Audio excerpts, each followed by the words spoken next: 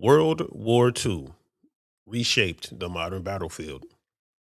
For the first time, soldiers didn't just advance across land or sea, they fell from the sky. Paratroopers were an elite force trained to jump behind enemy lines. They fought isolated, outnumbered, and far from reinforcements. Only the most disciplined soldiers earned the wings. But one airborne unit, fully trained and combat ready, never made a single overseas combat jump. Not because they failed, but because of who they were. This is the story of the 555th Parachute Infantry Regiment, known as the Triple Nickle. In the early 1940s, the United States Army was segregated by policy. Black Americans served in uniform, but rarely in elite combat units. Most were assigned to support roles: drivers, engineers, labor battalions. Leadership positions were limited. Combat assignments were controlled. Airborne units represented the highest standard in the Army: physically demanding, mentally unforgiving, strategically vital.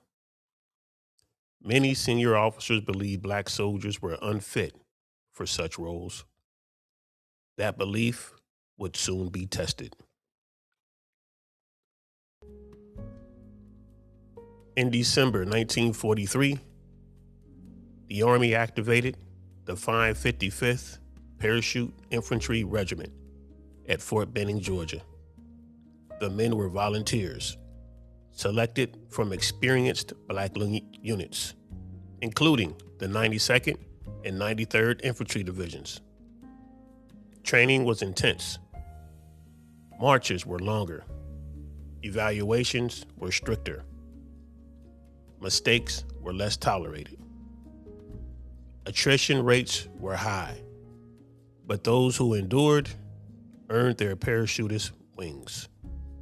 The Triple Nickle had proven they met the airborne standard without compromise. By 1944, the 555th was fully trained. Yet, as Allied forces prepared for D-Day and airborne assaults across Europe, the Triple Nickle remained stateside. Army leadership refused to integrate black paratroopers into airborne divisions that were all white. Concerns about cohesion and command persisted, despite the unit's proven performance. While others went to war overseas, the Triple Nickle waited. Then the war came home. Late in World War II, Japan deployed a little-known weapon: balloon bombs. Carried by high-altitude jet streams, thousands of explosive balloons drifted across the Pacific towards North America. Their objective was disruption, starting forest fires, damaging infrastructure, and spreading fear. The U.S. Army needed a rapid response force, soldiers who could parachute into remote terrain and operate independently.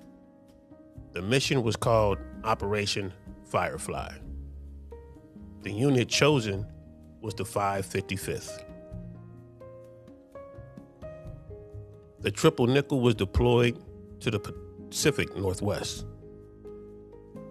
There were no enemy troops, no front lines, no headlines. Instead, there were mountains, forests, unpredictable winds, and live explosives.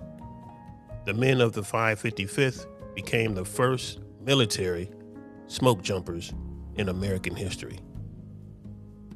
They parachuted into wilderness areas to fight fires and recover unexploded bombs.